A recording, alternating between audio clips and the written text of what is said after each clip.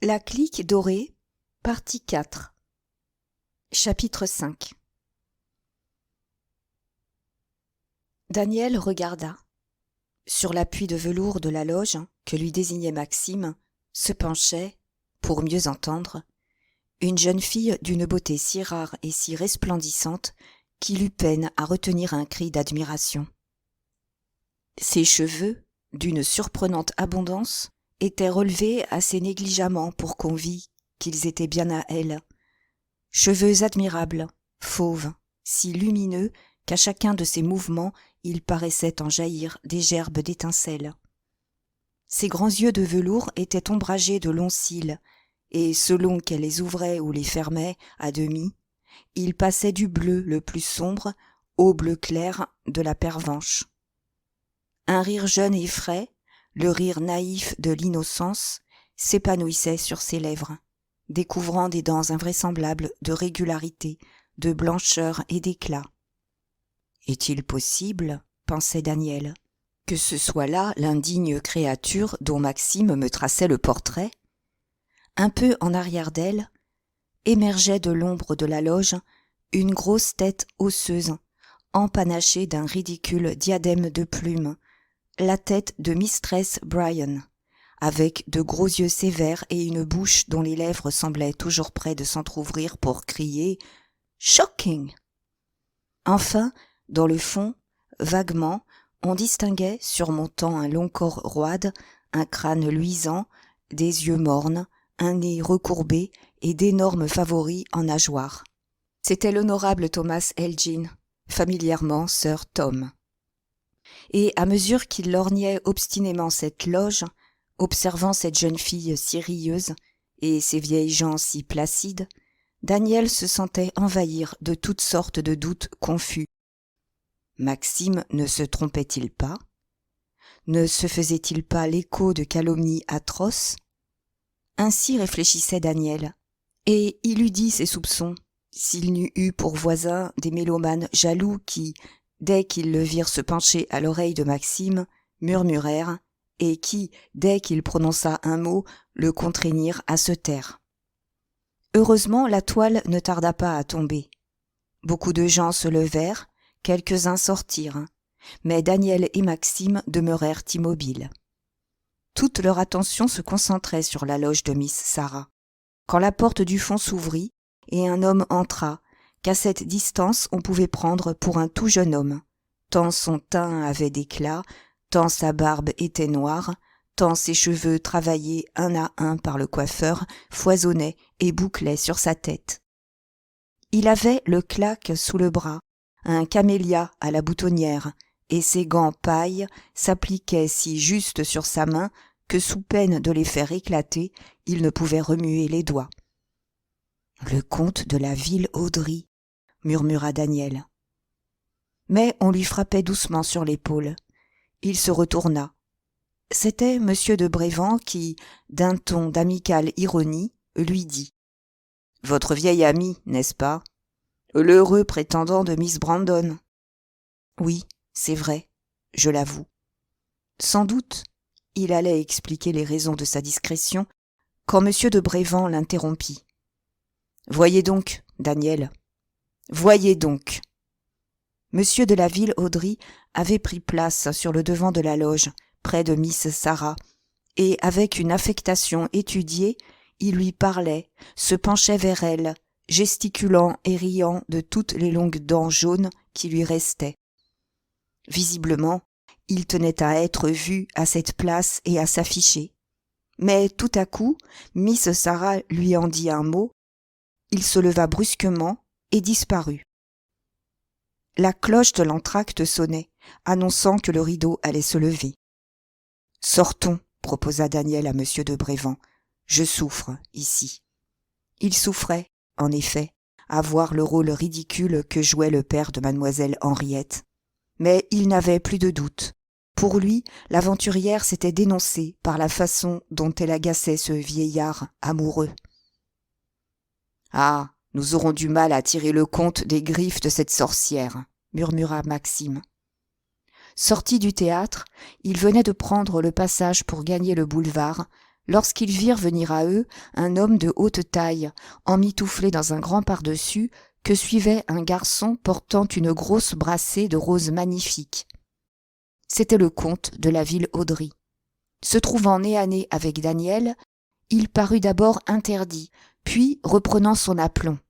« Comment, c'est vous, mon cher ?» dit-il. « D'où diable sortez-vous ?»« Du théâtre. »« Et vous fuyez avant le 5e acte. C'est un crime de lèse-Mozart, cela.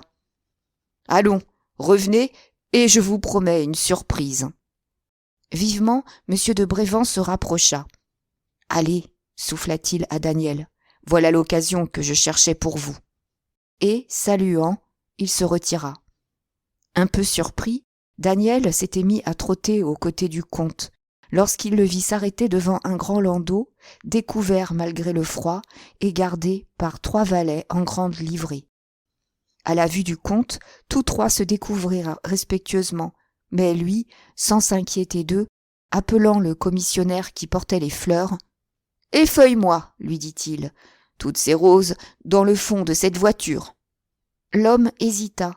C'était un garçon fleuriste qui venait de voir payer tous ses bouquets 8 ou 10 louis, et, dame, il jugeait la fantaisie un peu roide. Cependant, le comte insistant, il obéit, et lorsqu'il eut fini, « Voilà 100 sous pour ta peine, » dit monsieur de la ville Audry. Et il reprit sa course, toujours escorté de Daniel de plus en plus étonné. Véritablement, la passion le rajeunissait et lui donnait des ailes. Il franchit d'un saut les marches du péristyle et en moins de rien arriva à la loge de Miss Brandon. En l'apercevant, l'ouvreuse s'était empressée d'ouvrir. Il prit alors la main de Daniel et l'attirant dans la loge tout près de Miss Sarah. « Permettez-moi, Miss, dit-il à la jeune fille, de vous présenter Monsieur Daniel Champsay, un de nos officiers de marine les plus distingués. » Daniel s'inclina, saluant tour à tour Mistress Bryan et le roide et long Sir Tom. « Vous n'êtes pas à savoir, cher comte, répondit Miss Sarah, que vos amis seront toujours les bienvenus. » Puis, se retournant vers Daniel, « Il y a d'ailleurs longtemps, monsieur, ajouta-t-elle, que je vous connais. »« Moi, mademoiselle ?»« Vous, monsieur, et je sais même que vous êtes un des hôtes les plus assidus de l'hôtel de la ville Audry. » Elle considéra Daniel d'un air de malice naïve, et toute riante, elle reprit. « Par exemple, le cher comte aurait peut-être tort d'attribuer votre assiduité à ses seuls mérites. J'ai ouï parler d'une jeune fille. »« Sarah, interrompit Mistress Bryan, ce que vous dites là est inconvenant, tout à fait. » Loin de calmer l'hilarité de Miss Sarah, cette remontrance la redoubla, et s'adressant à sa parente, sans cesser de fixer Daniel, « Puisque monsieur le comte, dit-elle, autorise les espérances de monsieur, il est bien permis d'en parler. Il faudrait, pour les empêcher de se réaliser, des choses si extraordinaires. » De rouge qu'il était, Daniel devint blême. Prévenu comme il l'était, cette dernière phrase si gaiement prononcée lui parut un avertissement et une menace. Cependant, il n'eut pas le loisir de réfléchir. Le spectacle finissait. Miss Brandon jeta une pelisse sur ses épaules et sortit au bras du comte, et il dut les suivre, traînant Mistress Bryan, ayant sur les talons le roide et long Sir Tom. Le landau attendait. Les valets avaient déplié le marchepied. Miss Sarah s'élança. Mais son pied avait à peine touché le fond de la voiture que violemment elle se rejeta en arrière, en criant « Qu'est-ce ? Qu'est-ce qu'il y a là ?» Le comte s'avança, la bouche en cœur. « Vous adorez les roses, fit-il. J'ai ordonné d'en effeuiller. » Et en prenant une poignée, il la montra. Mais aussitôt la peur de Miss Brandon se changea en colère. « Vous voulez donc me fâcher, décidément, fit-elle. Vous voulez donc faire dire que j'inspire toutes sortes de folies? Gâcher pour 10 louis de fleurs le beau mérite, quand on est 4 fois millionnaire. » Puis, voyant à la lueur du réverbère la mine du comte s'allonger, d'une voix à achever de lui faire perdre la raison, elle ajouta Mieux eût valu m'apporter vous-même un bouquet de violettes d'1 sou. » Cependant, Mistress Bryan s'était installée près de sa nièce. Sir Tom monta, et ce fut ensuite le tour de monsieur de la Vilauderie. Enfin, le valet de pied ferma la portière. Alors, Miss Sarah se penchant vers Daniel. « J'espère, monsieur, lui dit-elle, que j'aurai le plaisir de vous recevoir. Le cher comte vous dira mon adresse et mes jours. Moi, d'abord, en ma qualité d'américaine, j'adore les marins, et je veux… » Le reste se perdit dans le bruit des roues. La voiture qui emportait Miss Sarah Brandon et le comte de la Vilauderie était loin déjà, que Daniel demeurait encore à la même place, sur le bord du trottoir, immobile, étourdi, assommé. Tous ces événements étranges tombant en quelques heures, coup sur coup, dans sa vie si calme, le bouleversaient à ce point qu'il en était à se demander s'il n'était pas le jouet d'un odieux cauchemar. Hélas, non. Cette Sarah Brandon, qui venait de passer telle qu'une vision éblouissante, elle existait réellement, et là, sur les dalles humides du trottoir, une poignée de roses effeuillées attestait encore la puissance de ses séductions et la folie du comte de la Vilauderie. « Ah, nous sommes perdus !» s'écria Daniel, si haut que plusieurs passants s'arrêtèrent, espérant peut-être un de ces drames de la rue qui alimentent les faits divers. Leur attente fut déçue. S'apercevant de l'attention dont il était l'objet, Daniel haussa les épaules et brusquement s'éloigna dans la direction du boulevard. Il avait bien promis à mademoiselle Henriette de lui apprendre, le soir même, s'il était possible, ce qu'il aurait découvert. Mais il était trop tard pour se présenter à l'hôtel de la Vilauderie. Minuit sonnait. « J'irai demain, pensa-t-il. » Et tout en longeant les boulevards, éclairés encore et peuplés de promeneurs, il appliquait tout ce qu'il avait de volonté et d'intelligence à examiner bien en face et froidement la situation. Tout d'abord, il s'était persuadé qu'il aurait affaire à quelqu'une de ces vulgaires exploiteuses en quête d'une retraite pour leurs vieux jours, qui tendent leurs pièges grossiers aux vieillards et aux adolescents, qui font chanter les familles, la menace d'un mariage honteux sur la gorge, et dont on se débarrasse moyennant une grosse somme, quand la préfecture de police n'y peut rien. Alors, il avait quelque espoir.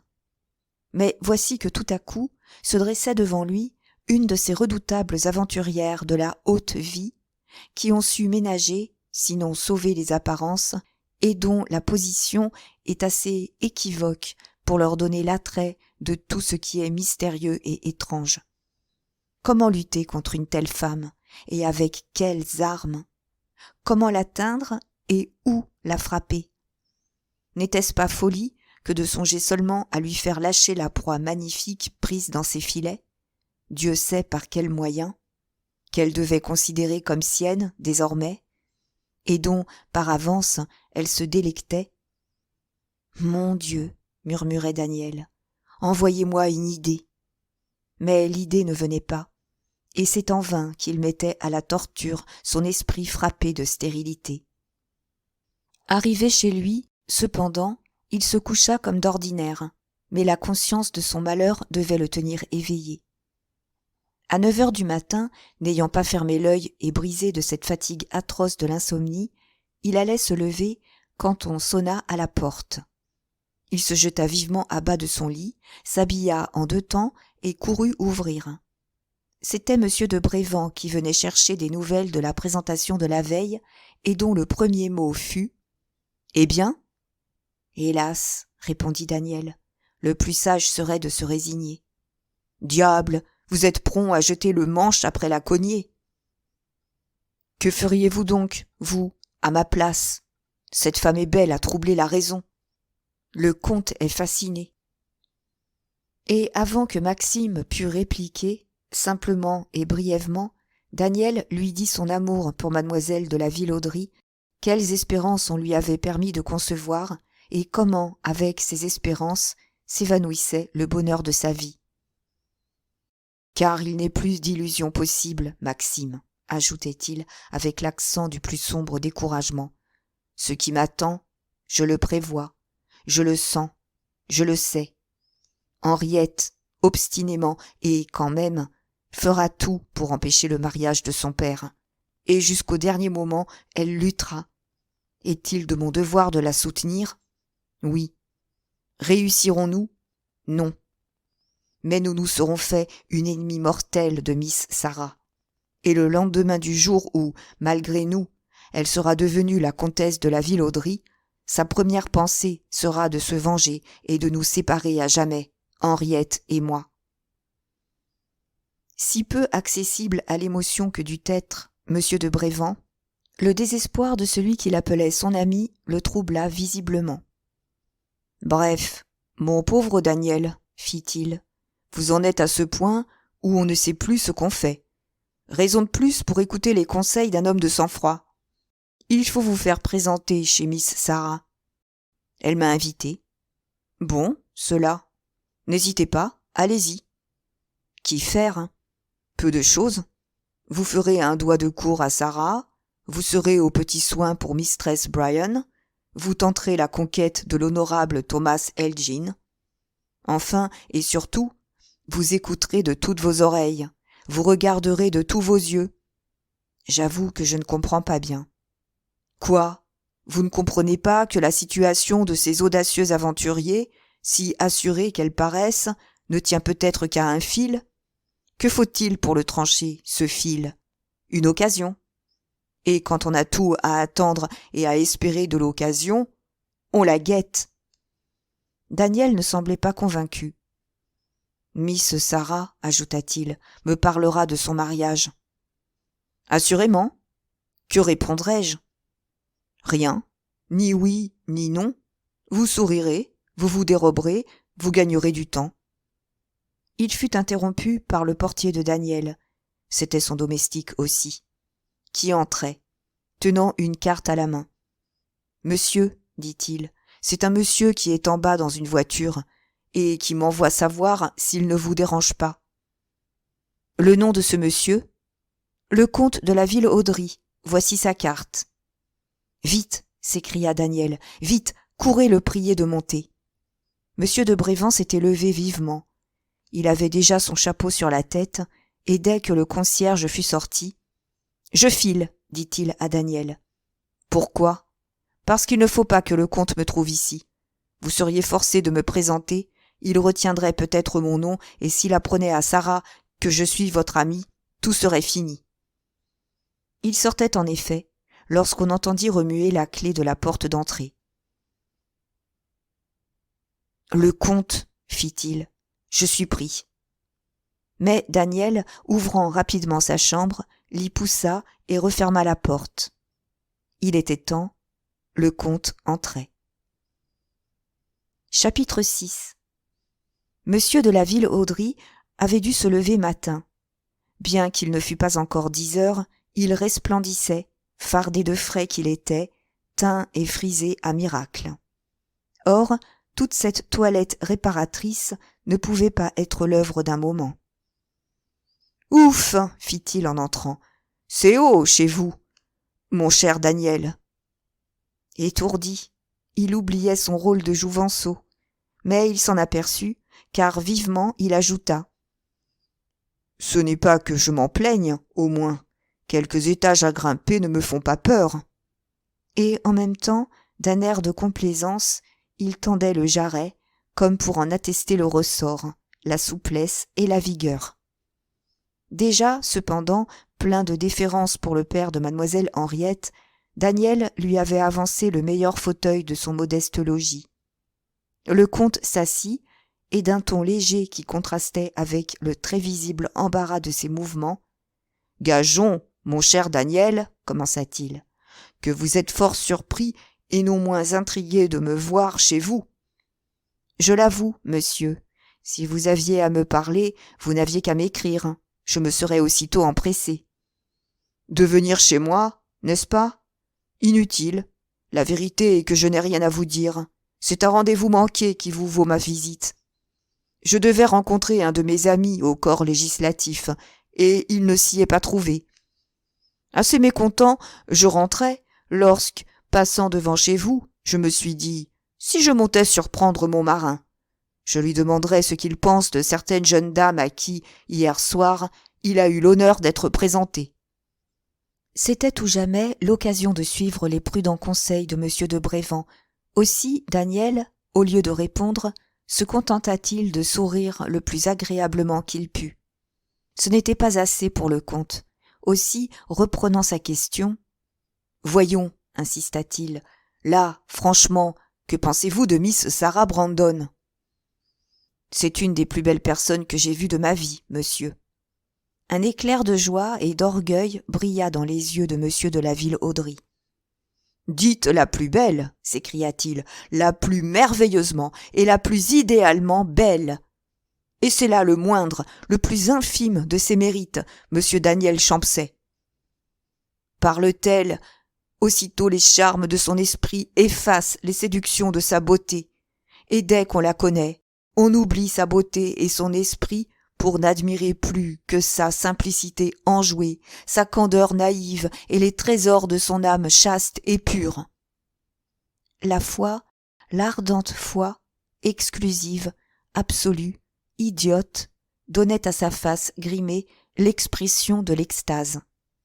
« Et pensez, murmura-t-il, que c'est le hasard qui m'a placé sur le chemin de cet ange. » Un soubresaut de Daniel, si marqué qu'il le surprit, l'inquiéta sans doute, car il reprit, appuyant sur le mot. « Oui, le hasard seul, et je puis vous en faire juge. » Il se tassa sur son fauteuil, en homme qui va parler longtemps, et de ce ton d'emphase qu'il devait à la surprenante opinion qu'il avait de lui-même, il continua. « Vous savez, mon cher, combien je fus affecté de la mort de la comtesse de la Ville-Audry. Assurément, ce n'était pas la compagne que devait souhaiter un homme politique de ma valeur. Elle était de celles dont la capacité, à grand-peine, se hausse à connaître un pourpoint d'avec un haut de chausse. Mais c'était une bonne femme, attentive, discrète et soumise, ménagère de mes deniers, en sachant néanmoins me faire honneur par la tenue parfaite de notre maison. » Ainsi, en toute sincérité, le comte parlait de celle dont il avait été la création et qui, 16 années durant, avait galvanisé sa nullité. « Bref, poursuivit-il, la perte de ma femme bouleversa mes habitudes au point de me dégoûter des travaux qui avaient été ma passion, et je me mis à chercher des distractions en dehors. Devenu un des membres assidus de mon cercle, j'y rencontrai sir Elgin, et, sans nous lier, nous en arrivâmes à échanger quelques paroles et, à l'occasion, un cigare. Écuyer consommé, sir Thomas Elgin montait à cheval tous les jours de très bonne heure, et comme les médecins m'avaient recommandé cet exercice, que j'aime, comme tous ceux où l'on excelle, nous nous rencontrions assez souvent au bois. Nous nous souhaitions le bonjour, et parfois nous faisions côte à côte un temps de galop. Si je suis peu liant, sir Thomas l'est moins encore, et notre connaissance ne semblait pas devoir aller jamais plus loin, quand un accident nous rapprocha. Un matin, après une assez longue course, nous rentrions au pas, lorsque la jument de sir Thomas, une bête fort difficile, fit un si brusque et si prodigieux écart qu'il fut désarçonné. Lestement, je mis pied à terre pour l'aider à se relever. Pas moyen. Et cependant, vous savez si ces diables d'Américains sont durs au mal. Mais il avait, nous le sûmes plus tard, un genou déboîté et une cheville fracturée. L'endroit était désert, et je commençais à me sentir fort embarrassé quand, par bonheur, 2 soldats passèrent. Je les appelai, et confiant à l'un nos chevaux, j'envoyai l'autre chercher un fiacre à la station la plus voisine. Le fiacre venu, nous y installâmes le blessé de notre mieux, et je grimpai sur le siège pour le conduire à l'adresse qu'il m'avait indiquée, chez lui, rue du Cirque. Une fois là, je sonne, et je commande aux domestiques de descendre. Non sans peine, ils tirent leur maître de la voiture, et les voilà le montant à travers les escaliers, lui geignant faiblement, tant il souffrait. Je montai devant, et j'arrivai au premier étage, quand une porte brusquement s'ouvrit devant moi, et une jeune fille parut. Elle était à sa toilette, lorsque le tapage que nous faisions l'avait épouvantée, et elle accourait voir. Elle n'avait pris que le temps bien juste de jeter un peignoir sur ses épaules, et ses cheveux en désordre s'échappaient à demi d'une sorte de coiffe de nuit. Apercevant son parent aux mains des valets, elle le crut dangereusement blessé, mort peut-être. Elle devint plus pâle qu'une morte, et poussant un grand cri, elle chancela. Elle serait tombée de son haut dans l'escalier, la tête la première, si je ne l'avais pas reçue entre mes bras. Elle était évanouie, et je la tins ainsi, renversée contre mon épaule, si près que j'étais pénétré dans la moiteur de son corps souple et charmant, si près que je sentais les battements de son cœur contre le mien. Sa coiffe s'était dénouée, et ses cheveux s'éparpillant m'enveloppaient de leurs flots dorés et traînaient jusqu'à terre. Mais tout cela ne dura pas 10 secondes. Revenant à elle et se voyant dans les bras d'un inconnu, toutes ses pudeurs se révoltèrent. Elle se redressa et, m'échappant, elle disparut dans l'appartement. Au seul souvenir de cette scène, M. de la Villauderie haletait et on le voyait blêmir sous son phare. Du reste, il ne chercha pas à dissimuler son trouble. « Je suis un vieux diable, reprit-il, et de vous à moi, mon cher Daniel, j'avouerai que les femmes, ne m'ont pas été, comment dirais-je, cruelles. Même, je me flattais d'avoir épuisé toutes les émotions qu'elles peuvent donner. Eh bien, non. De ma vie, entendez-vous, je n'ai été remué par une sensation aussi poignante que celle qui m'étreignait pendant que je soutenais Miss Sarah. Tout en parlant, il avait tiré son mouchoir, plus odorant qu'un sachet, et il s'en tamponnait le front, doucement, par exemple, et avec des précautions infinies pour ne point gâter l'œuvre savante de son valet de chambre. « Vous connaîtrez Miss Sarah, Daniel, poursuivit-il bientôt. Quand on l'a vue, on veut la revoir. Heureusement, j'avais un prétexte pour me présenter chez elle, et dès le lendemain, je sonnai à sa porte, demandant des nouvelles de Sir Thomas Elgin. On me conduisit à l'appartement de ce digne gentleman, et je le trouvai étendu sur une chaise longue, les jambes emmaillotées. Près de lui lisait une respectable dame à laquelle il me présenta, et qui n'était autre que Mistress Bryan. Ils m'accueillirent fort bien, non sans une certaine réserve, cependant, que je discernais sous leur politesse, mais j'eus beau prolonger ma visite au-delà des convenances, Miss Sarah ne parut pas. Je ne l'aperçus pas davantage lorsque je revins à diverses reprises m'informer du blessé, et véritablement, à la fin, je n'étais pas éloigné de croire à un parti pris. Ma foi, oui, j'y croyais presque, lorsqu'un jour, Sir Tom, allant mieux, manifesta le désir d'essayer quelques pas à pied aux Champs-Élysées. Je lui offris mon bras. Il voulut bien le prendre, et au retour, il me pria d'accepter sans façon le dîner de la famille. Si poignant que fût pour Daniel l'intérêt de ces confidences étranges, depuis un instant, il ne prêtait plus à M. de la Villauderie qu'une oreille distraite. Un bruit singulier, dont il ne pouvait comprendre la cause, à peine saisissable mais persistant, le préoccupait et l'agaçait. À force de regarder autour de lui, il en eut l'explication. La porte de sa chambre, qu'il était bien certain d'avoir fermée, était maintenant entrebâillée. S'ennuyant tout seul et aidé par la curiosité, M. de Brévand avait trouvé ce moyen de voir et d'entendre. De tout cela, M. de la Villauderie ne vit ni ne soupçonna rien. « Ainsi donc, reprit-il, j'allais revoir Miss Sarah. Parole d'honneur, j'étais moins ému, je crois, le jour où la première fois j'abordais la tribune. Mais j'ai quelque puissance sur moi, et j'étais déjà remis, lorsque Sir Thomas Elgin m'avoua qu'il m'eût invité plus tôt s'il n'eût craint de désobliger fortement sa jeune parente, laquelle s'était déclarée résolue à ne jamais se retrouver avec moi. Peiné, je demande en quoi j'avais pu lui être désagréable. Et alors, Sir Tom, avec ce flegme admirable qui ne le quitte jamais, Ce n'est pas à vous qu'elle en veut, répondit-il, mais bien à elle-même, à cause de la scène ridicule de l'autre jour. Vous entendez, Daniel ? Il appelait ridicule cette scène adorable que je viens de vous dire.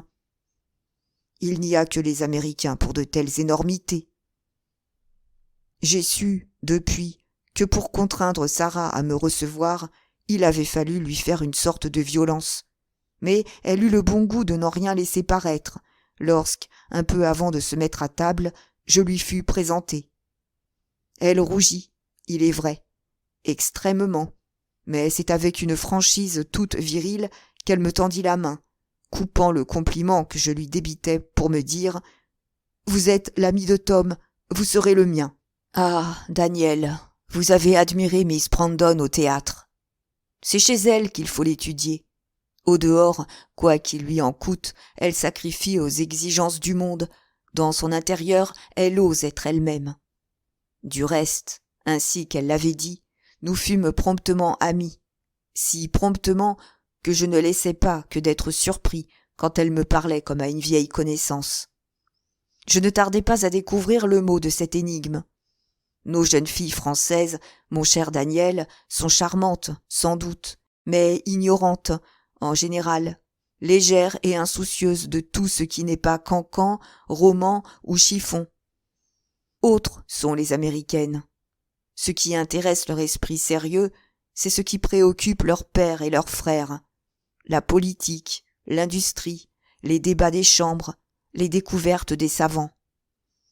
Le comte de la Villauderie, dont la carrière politique a jeté un certain éclat, ne pouvait être un étranger pour Miss Sarah Brandon. Ma passion à défendre les causes que je croyais justes l'avait souvent passionnée. Émue par mes discours qu'elle lisait, sa pensée plus d'une fois était remontée à l'orateur. Il me semble encore l'entendre me dire, de sa belle voix qui a les pures sonorités du cristal. « Oh oui, je vous connaissais, monsieur le comte, oui.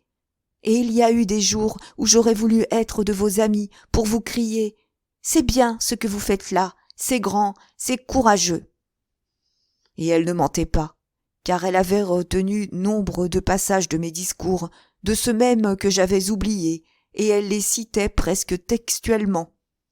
Ébahie, parfois, de certaines idées très fortes qu'elle émettait, je l'en complimentais, et alors elle éclatait de rire, me disant « Mais c'est de vous, cher comte, c'est votre bien. C'est vous qui avez dit cela en telle et telle occasion. » Et si le soir, rentré chez moi, je feuilletais mes collections pour vérifier le fait, je trouvais presque toujours que Miss Sarah avait raison. Dois-je ajouter, après cela, que je devins l'hôte quotidien de la rue du Cirque ?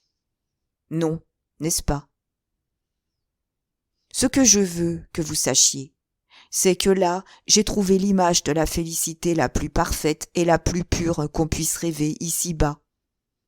Là, j'ai été saisi de respect et d'admiration par l'honnêteté la plus sévère, unie au plus chaste enjouement.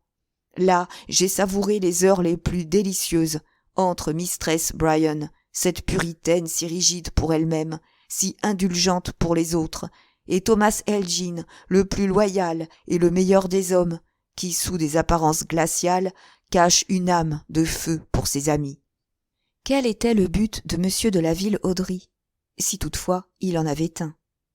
Était-il venu expressément pour confier à Daniel le surprenant roman de sa passion? Ou cédait-il simplement à ce besoin d'expansion trop fort qui étouffe les amoureux et les force et les contraint de parler de leur amour, de se trahir, encore qu'ils sachent bien qu'une indiscrétion peut leur être fatale?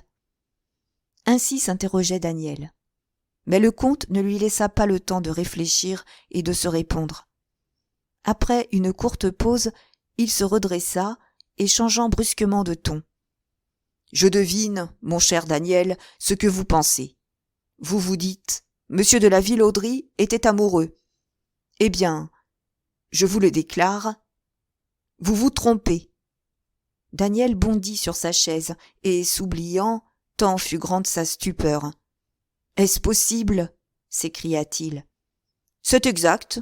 Je vous en donne ma parole d'honneur. » Le sentiment qui m'attirait vers Miss Sarah était celui qui m'attache à ma fille.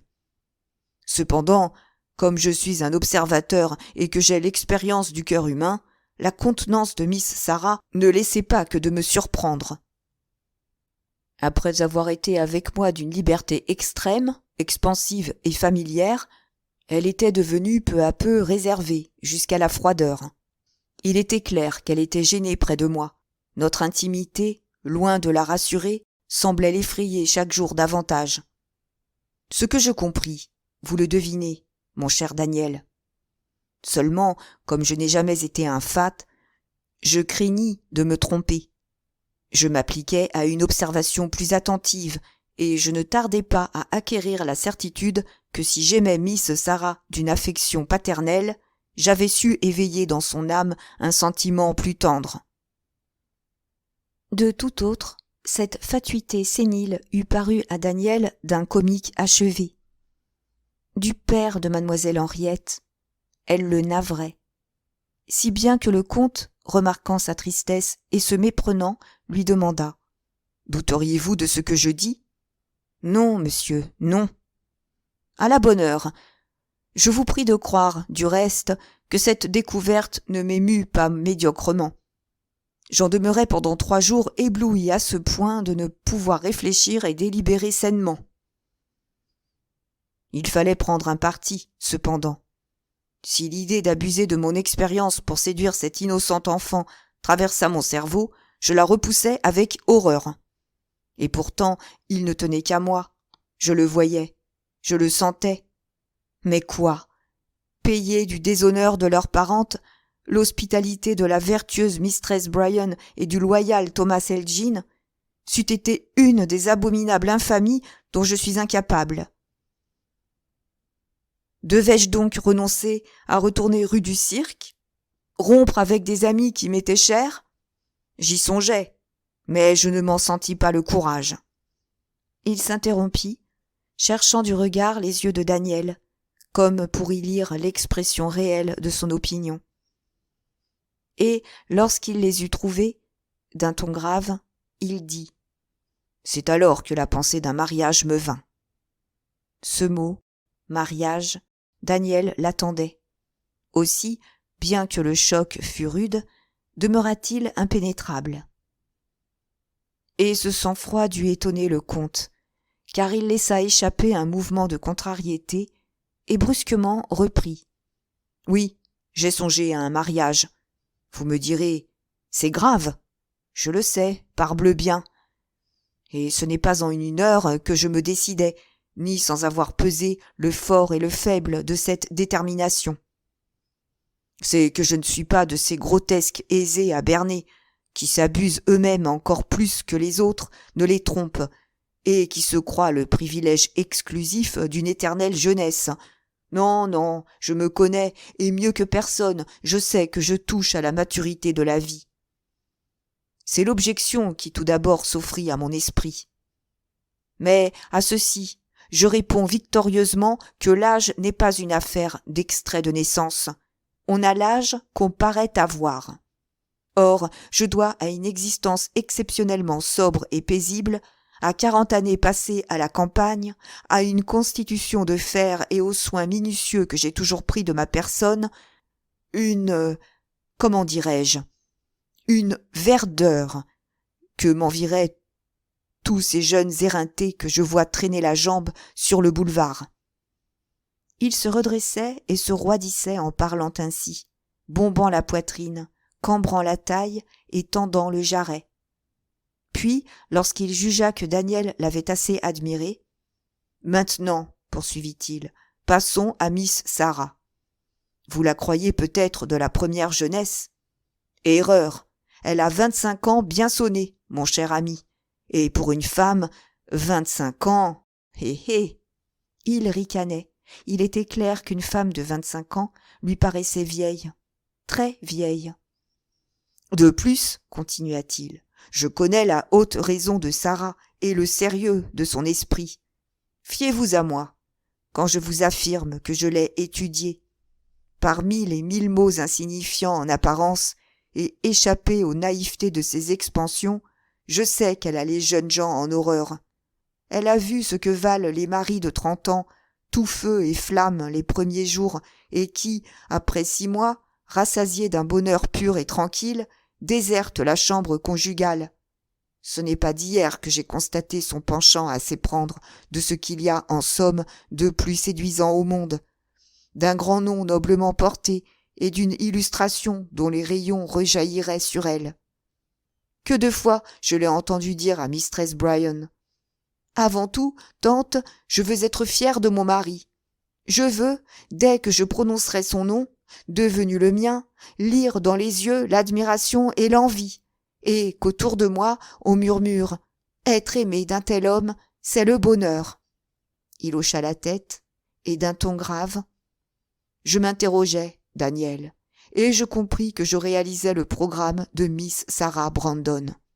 Et le résultat de mes réflexions fut que je serais un insensé de laisser échapper le bonheur qui passait à ma portée, et qu'il fallait me risquer.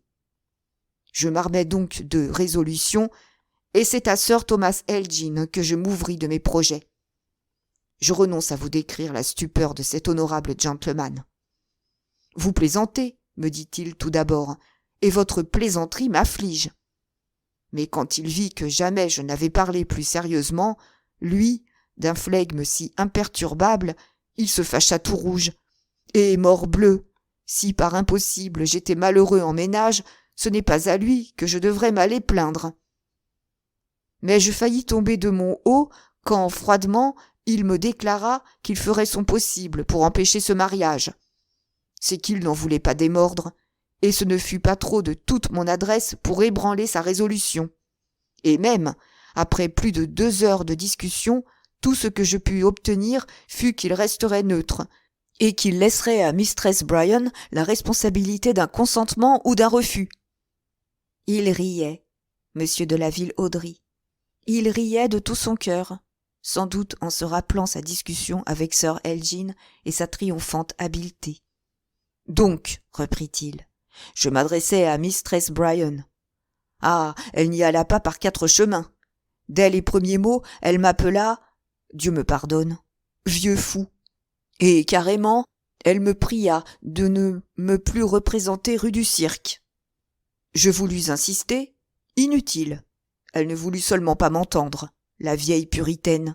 Et comme je devenais pressant, elle me salua d'une belle révérence et sortit, me laissant seul et fort penaud au milieu du salon. Pour ce jour-là, je n'avais qu'un parti à prendre, me retirer. C'est ce que je fis, comptant qu'un entretien avec sa nièce changerait ses dispositions. Point. Le lendemain, quand j'arrivai rue du Cirque, les domestiques me dirent que Sir Thomas Elgin était sorti, et que mistress Bryan et Miss Sarah venaient de partir pour Fontainebleau. Le lendemain, nouvelle défaite, et ainsi, pendant 1 semaine, je trouvais la porte close. L'inquiétude me prenait, quand un commissionnaire, un matin, m'apporta une lettre. C'était Miss Sarah qui m'écrivait. Elle me priait de me trouver le jour même, à 4 heures, au bois de Boulogne, près de la cascade, ajoutant qu'elle devait sortir dans l'après-midi, à cheval, avec Sir Tom, qu'elle lui échapperait et qu'elle me rejoindrait. Vous jugez si je fus exact. Et bien m'en prie, car un peu avant la demie de 4 heures, je l'aperçus. Je la devinais plutôt, arrivant vers moi, son cheval lancé à fond de train. Devant moi, elle s'arrêta court, et sautant à terre, « Je suis si exactement surveillée, me dit-elle, qu'aujourd'hui seulement j'ai pu vous écrire. Cette surveillance qui m'outrage et blesse mes sentiments les plus chers, je ne la supporterai pas davantage. Me voici, emmenez-moi, partons. » Jamais, Daniel, jamais je ne l'avais vue si adorablement belle qu'en ce moment, le teint animé par la rapidité de la course, l'œil étincelant d'audace et de passion, la lèvre frémissante, et elle disait encore « Je sais bien que je serai perdue, que vous-même, peut-être, vous me mépriserez. N'importe, partons, partons. » Il s'arrêta, suffoqué par l'émotion, mais bientôt, se remettant, « S'entendre dire cela, s'écria-t-il, par une telle femme. Ah, Daniel, c'est une de ces sensations qui suffisent à emplir la vie d'un homme. » Et cependant, j'eus le courage, alors que je me sentais devenir fou moi-même, de lui parler le langage de la froide raison. Oui, j'eus sur moi-même cet empire prodigieux de la conjurer de rentrer chez elle. Et pourtant, elle pleurait, elle m'accusait de ne pas l'aimer. Mais j'avais trouvé une issue à cette situation. « Sarah, lui dis-je, rentrez chez vous, écrivez-moi ce que vous venez de me dire, et je suis certain de forcer la main de vos parents. » Ainsi, elle fit. Et ce que j'avais prévu arriva. Devant cette preuve de ce qu'ils appelaient notre folie, Sir Thomas Elgin et Mistress Bryan comprirent qu'une plus longue résistance serait une imprudence inutile. Et après quelques réserves, sous certaines conditions honorables, « Vous le voulez, nous dirent-ils à Sarah et à moi. Soyez donc unis. » Et voilà quel enchaînement de circonstances le comte de la Ville-Audry attribuait au hasard. À un hasard béni, ajoutait-il. Depuis l'accident de l'honorable Thomas Elgin et l'évanouissement de Miss Sarah, jusqu'à ce rendez-vous au bois de Boulogne et à ce projet d'enlèvement, tout lui paraissait simple et naturel, oui, tout. Même ce fait d'une jeune mondaine s'éprenant de ses opinions politiques, jusqu'à apprendre par cœur ses discours. Daniel était abasourdi. Qu'un homme tel que le comte ne vît rien de l'intrigue ourdie autour de lui, cela le surpassait. Le comte, cependant, n'était pas aveugle, à ce point de ne pas discerner quelque chose des impressions de Daniel. Son amour-propre en fut froissé, car il fronça le sourcil, et brusquement « Que ruminez-vous ainsi ?» demanda-t-il. « Voyons, ayez le courage de vos opinions. Vous soupçonnez Miss Brandon de calculs honteux ou de vues intéressées, à tout le moins. »« Je ne dis pas cela, monsieur, » balbutia Daniel. « Non, mais vous le pensez, ce qui est bien pis. Eh bien, moi, je puis dissiper vos injurieuses préventions. Que viserait, selon vous, Miss Brandon en m'épousant? Ma fortune, n'est-ce pas? À cela, je n'ai qu'un mot à répondre, mais il est décisif. Sarah est plus riche que moi. » Comment et à quel prix Miss Brandon avait-elle su se procurer une fortune? Daniel le savait, ou croyait le savoir par M. de Brévan. Aussi ne fut-il pas maître d'un tressaillement que le comte surprit et qui l'irrita. « Oui, plus riche que moi, » insista-t-il. « Les puits de pétrole dont elle a hérité de son père rapportent, bon an, mal an, de 30 à 40 000 $. Et encore sont-ils très négligés. Mieux exploités, ils rendraient le double, le triple, le sextuple, que sais-je. C'est une mine en quelque sorte inépuisable, ainsi que me le démontrait Sir Thomas Elgin. Si le pétrole ne donnait pas des bénéfices inouïs, comment expliqueriez-vous cette fureur soudaine dont la positive Amérique a été saisie, qu'on a appelée la fièvre de l'huile, et qui a enrichi plus de gens que la Californie et la fièvre de l'or?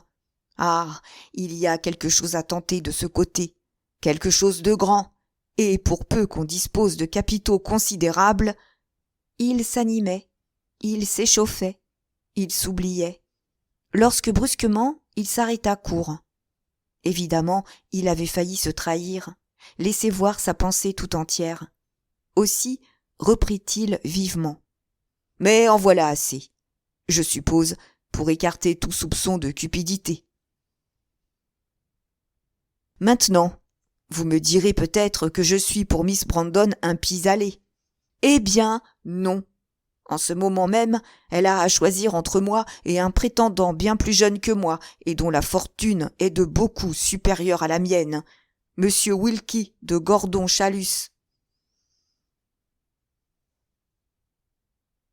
D'où venait que Monsieur de la Ville-Audry semblait le prendre pour un juge de sa conduite et paraissait plaider sa cause devant lui?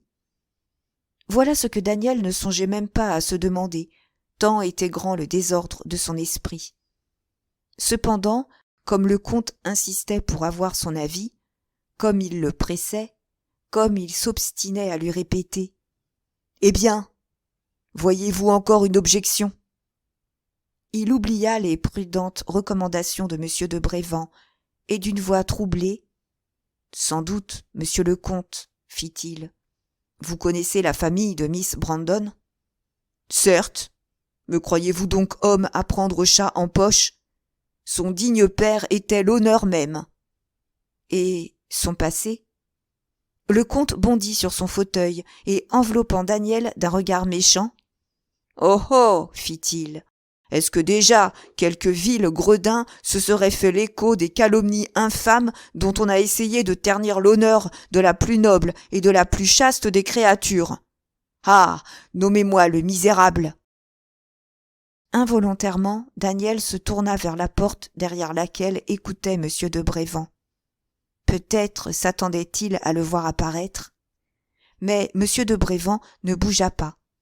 « Le passé de Sarah, continuait le comte, je le connais heure par heure, et j'en réponds comme du mien.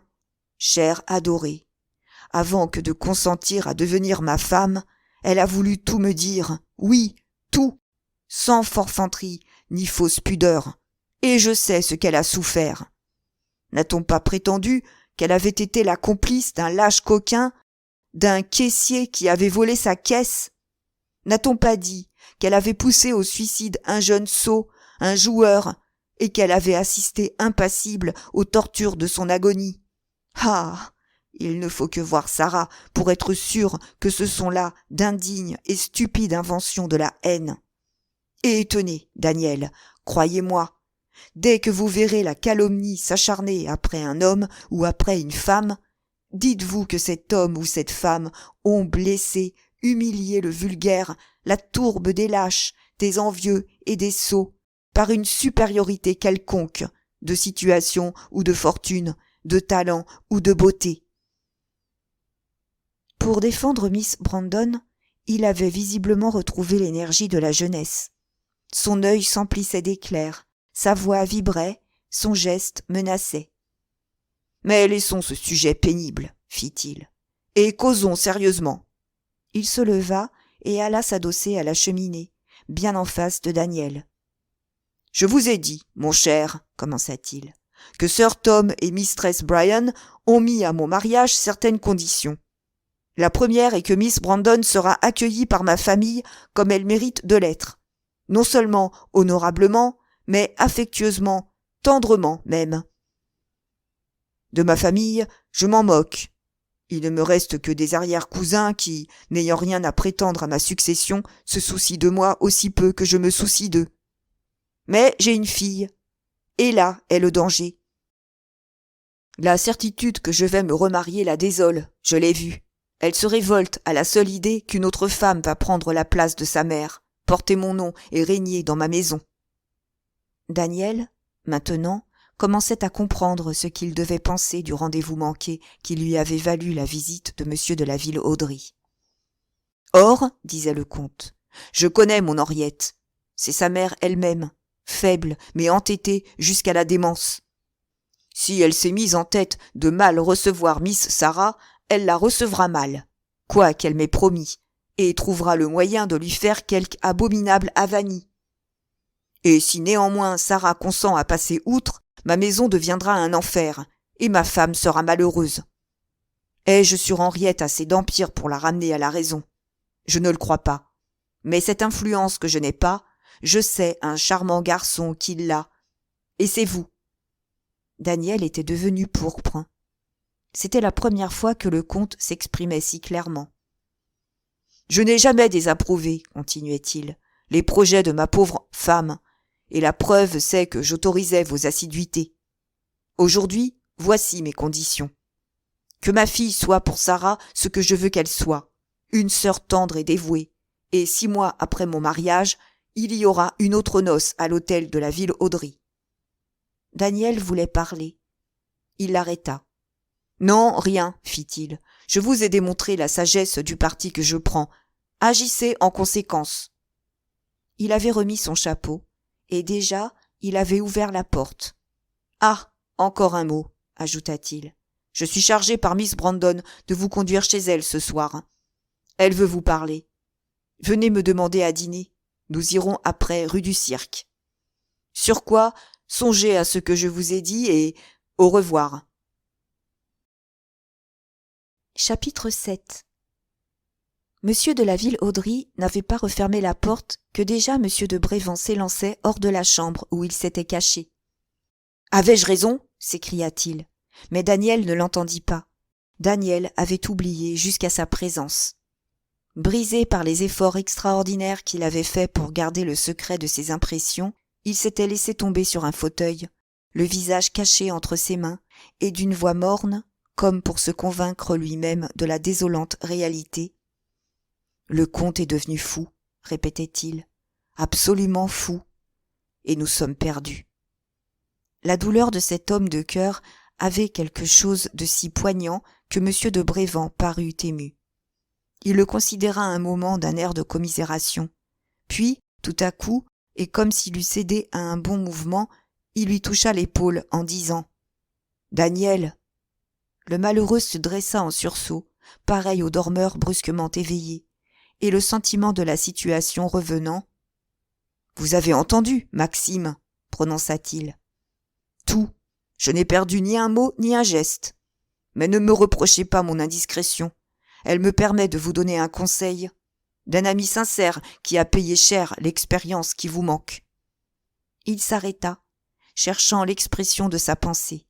Puis, d'un ton âpre et bref, « Vous aimez mademoiselle de la Ville-Audry ?» demanda-t-il. « Plus que la vie, ne le savez-vous pas ? Eh bien, s'il en est ainsi, renoncez à une résistance inutile. Décidez, mademoiselle Henriette, à ce que désire son père et obtenez de Miss Sarah que votre mariage ait lieu 1 mois après le sien. Et exigez des garanties, surtout. Mademoiselle de la Ville-Audry souffrira peut-être un peu pendant ce mois, mais le lendemain du jour où elle sera votre femme, vous l'emmènerez où bon vous semblera, abandonnant le bonhomme à sa folie amoureuse. » La contraction des traits de Daniel disait l'effort de son esprit. « Cette idée m'était venue, » murmura-t-il. « C'est le seul parti raisonnable. » « Oui, peut-être est-ce celui que conseille la prudence. Mais est-ce bien celui que commande le devoir ? » « Oh, le devoir, le devoir ! Ne serait-ce pas une lâcheté que d'abandonner ce vieillard à Miss Brandon et à ses complices ? Vous ne le tirerez pas de leurs griffes, mon cher. Du moins, dois-je essayer ? C'était votre avis hier soir, et ce matin encore, il n'y a pas 2 heures. Monsieur de Brévent dissimula mal un geste d'impatience. « Je ne savais pas ce que je sais, » fit-il. Daniel s'était levé, et il arpentait son petit salon, répondant aux objections de son esprit bien plus qu'à celles de monsieur de Brévent. « Si j'étais le seul maître, disait-il, je me résignerais peut-être à une capitulation. Mais Henriette l'accepterait-elle ? Non, jamais. Son père la connaît bien. Sa faiblesse est celle d'un enfant, mais à un moment donné, elle est capable d'une énergie virile et d'une volonté de fer. » « Qui vous force à lui dire ce qu'est Miss Brandon ? » ?»« Je lui ai promis l'entière vérité, sur mon honneur. » Il n'y avait pas à se méprendre au haussement d'épaule de monsieur de Brévent.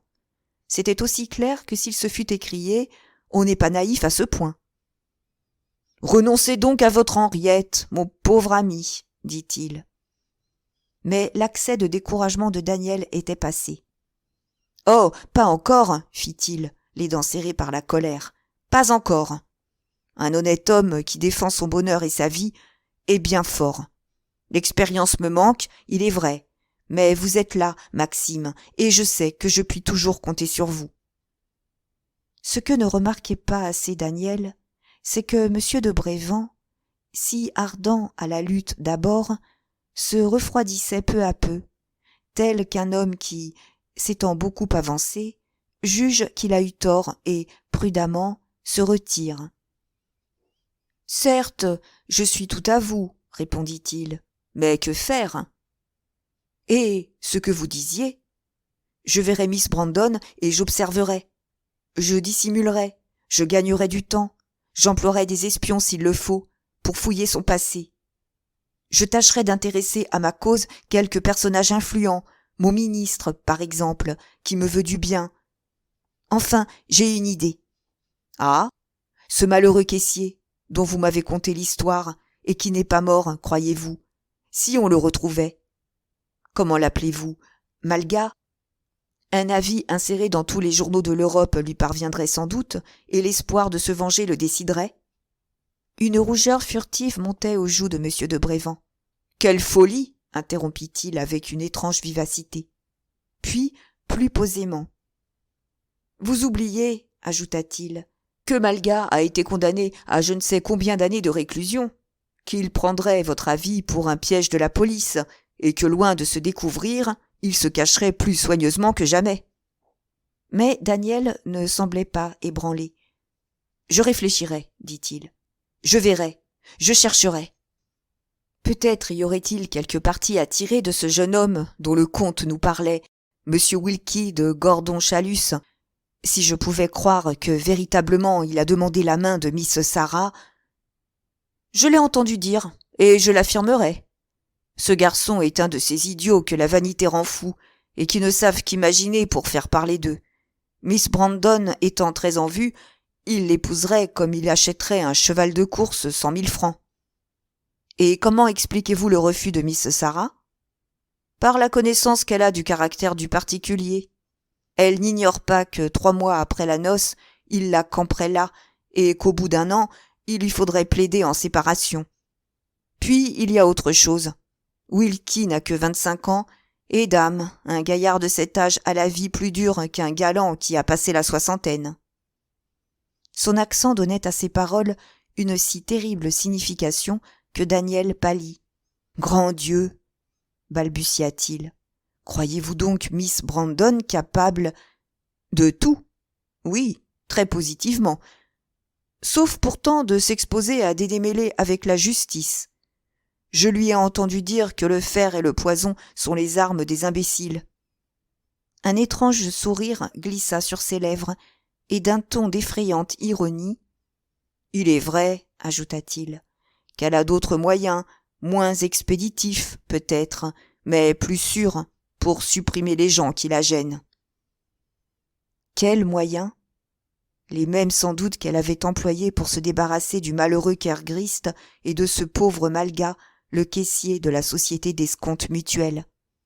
Moyens purement moraux, basés sur une connaissance exacte du caractère de ses victimes et sur son infernale influence. Mais c'est vainement que Daniel essaya d'obtenir des éclaircissements. M. de Brévand n'eut plus que des réponses évasives, soit qu'il n'osât découvrir toute sa pensée et dire ses soupçons, soit qu'il suffit pour ses projets ultérieurs de l'affreuse appréhension qu'il venait d'ajouter aux angoisses de son ami. Son embarras, si visible un instant, avait totalement disparu, comme si, après avoir hésité sur une détermination à prendre, il eût enfin arrêté une résolution. Après avoir conseillé des concessions, peu à peu il en était revenu au parti d'une résistance à outrance, et ne semblait plus désespéré du succès. Et lorsqu'enfin il quitta Daniel, ce ne fut pas sans lui avoir fait promettre de le tenir heure par heure au courant des événements. Ce ne fut pas surtout sans lui jurer de tenter l'impossible pour arriver à démasquer Miss Sarah. « Comme il la hait !» se dit Daniel, lorsqu'il se trouva seul. « Comme il la hait !» Mais cette haine, précisément, qui la veille déjà avait inquiété Daniel, le troublait de plus en plus et suspendait ses résolutions. Réfléchissant, il lui paraissait que M. de Brévand se laissait emporter au-delà du vraisemblable et même du possible. La dernière accusation surtout, n'était-elle pas toute chimérique? Qu'une femme jeune et belle, dévorée d'ambition et de convoitise, joue, le dégoût au cœur, la comédie de l'amour, qu'elle prenne à ses intrigues un vieillard vaniteux et se fasse épouser, faisant ainsi métier et marchandise de sa jeunesse et de sa beauté, c'est une ignominie consacrée par les mœurs et qui se voit tous les jours. Que cette même femme spécule sur un veuvage prochain qui lui rendrait la liberté avec la fortune, qu'elle l'appelle de tous ses vœux, cela est fréquent encore, bien que déjà plus fort. Mais de là à épouser un pauvre vieux fou, avec le projet froidement conçu et irrévocablement arrêté de hâter sa fin par un crime, il y a un abîme qui effrayait l'imagination de Daniel. Enfoncé dans son fauteuil, il se perdait en conjectures, oubliant le temps qui passait, le travail pressé qui restait là, sur son bureau, l'invitation à dîner de M. de la Ville-Audry, et aussi qu'il devait le soir même être admis chez Miss Brandon. La nuit venait, lorsque l'entrée de son concierge, inquiet de ne l'avoir pas vu de la journée, le tira de cette torpeur. « Ah, je deviens fou !» s'écria-t-il en se levant brusquement. « Et Henriette qui m'attendait, que doit-elle penser ?» Mademoiselle de la Ville-Audry, à cette heure-là même, en arrivait à ce point où l'incertitude devient un supplice intolérable.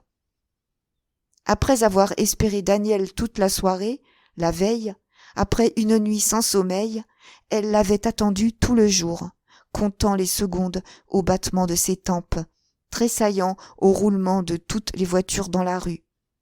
Désespérée, sentant sa raison s'égarer, elle délibérait si elle ne devait pas courir rue de l'Université, chez Daniel, quand la porte s'ouvrit.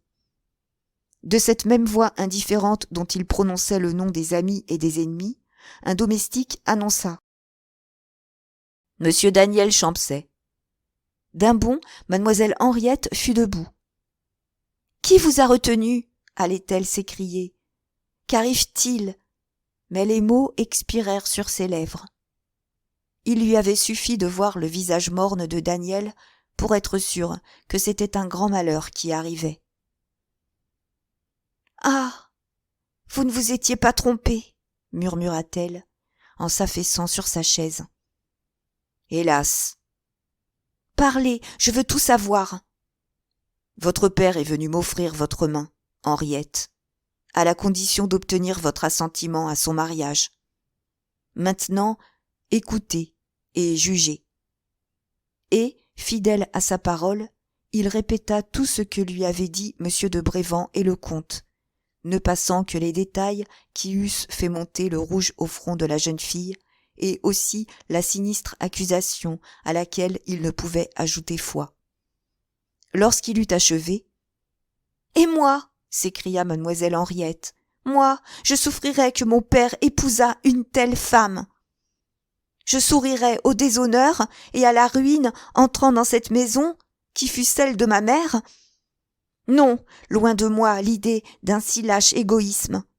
De toutes mes forces et de toute mon énergie, je m'opposerai au dessein de Miss Brandon. Il se peut qu'elle triomphe. Elle ne triomphera ni de ma résistance, ni de mes mépris. Jamais, entendez-vous, Daniel, jamais je ne m'inclinerai devant elle. Jamais ma main ne touchera la sienne. Et si mon père s'obstine, la veille de son mariage, je lui demanderai la permission de me retirer dans un couvent. Il vous la refusera. Alors je me renfermerai chez moi et je n'en sortirai plus. On ne m'en arrachera pas de force, j'imagine. Il n'y avait pas à s'y méprendre. Son accent était bien celui des déterminations irrévocables, que rien n'ébranle ni ne brise. Et cependant, les plus tristes pressentiments serraient le cœur de Daniel. « C'est que Miss Brandon ne s'installera sans doute pas seule ici, » reprit-il. « Qui donc y amènerait-elle ?»« Ses parents, Sir Thomas Elgin et Mistress Bryan. »« Oh, Henriette, mon Henriette, pensez que vous serez exposée à la colère et aux rancunes de ces misérables. » Elle redressa la tête et, fièrement, « Je ne les crains pas !» s'écria-t-elle. Et plus doucement. « D'ailleurs, ne serez-vous pas toujours là, pour me conseiller, pour me protéger en cas de péril ? Moi ? Espérez-vous donc qu'on ne nous séparera pas ? Non, Daniel, je sais bien que l'hôtel vous sera rigoureusement fermé. Eh bien !» Un flot de pourpre monta au front de mademoiselle de la Ville-Audry, et détournant les yeux pour éviter le regard de Daniel. « Puisqu'on nous y contraint, répondit-elle, je franchirai ces bornes sacrées qu'une jeune fille ne doit pas franchir. Nous nous cacherons. Je descendrai jusqu'à cette humiliation de payer la complaisance et la discrétion d'une de mes femmes de chambre. Et par elle, je pourrai vous écrire et recevoir vos lettres. » Mais ces perspectives ne dissipaient pas l'affreuse tristesse de Daniel. Une question lui montait aux lèvres qu'il n'osait prononcer. À la fin, faisant un effort. « Et ensuite ?» demanda-t-il. Ce qu'il voulait dire, mademoiselle Henriette le comprit. « Je pensais, répondit-elle, que vous sauriez attendre jusqu'au jour où la loi me donnera le droit de me marier selon mon cœur. » « Henriette !» Elle étendit la main, et d'une voix solennelle. « Et ce jour-là, Daniel, poursuivit-elle, je vous le jure, si mon père me refuse encore son consentement, je vous demanderai votre bras, et en plein midi, le front haut, je quitterai cet hôtel pour n'y plus rentrer. » D'un geste plus prompt que la pensée, Daniel avait saisi la main de mademoiselle de la Villauderie, et la portant à ses lèvres, « Merci, prononça-t-il, merci. C'est l'espoir que vous me rendez. » Cependant, avant de se résigner, il voulait tenter au moins un effort, et pour cela, il était nécessaire que mademoiselle Henriette évitât le plus longtemps possible de se prononcer. Non sans peine, il la décida. « Je ferai ce que vous voulez, dit-elle enfin, mais croyez-moi, toutes vos combinaisons ne serviront de rien. » Elle fut interrompue par l'entrée du comte de la Villauderie. Il embrassa sa fille sur le front, causa un moment de la pluie et du beau temps, puis attirant Daniel dans l'embrasure d'une croisée. « Vous lui avez parlé ?» interrogea-t-il. « Oui. Eh bien ? Mademoiselle Henriette demande quelques jours de réflexion. » Le comte eut un geste de dépit. « C'est absurde, fit-il, et on ne peut plus ridicule. Mais enfin, c'est votre affaire, hein, mon cher Daniel, et s'il vous faut un stimulant, je vous dirai que ma fille est fort riche et que sa dot sera de plus d'1 million. »« Monsieur le comte, protesta Daniel, indigné, monsieur !» Mais déjà, monsieur de la Villauderie avait tourné les talons et le maître d'hôtel venait annoncer que mademoiselle était servie. Le dîner, bien que fort recherché, devait être triste et durer peu. Le comte semblait sur des charbons ardents et à tout moment consultait sa montre. Le café était à peine sur la table que, s'adressant à Daniel, « Hâtez-vous, dit-il, Sarah nous attend. » À l'instant, Daniel eut fini, et aussitôt le comte, sans lui laisser le loisir de saluer mademoiselle Henriette, l'entraîna jusqu'à sa voiture, l'y poussa et s'y précipita lui-même en criant au valet de pied « Rue du Cirque, chez Miss Brandon, et qu'on pousse les chevaux. »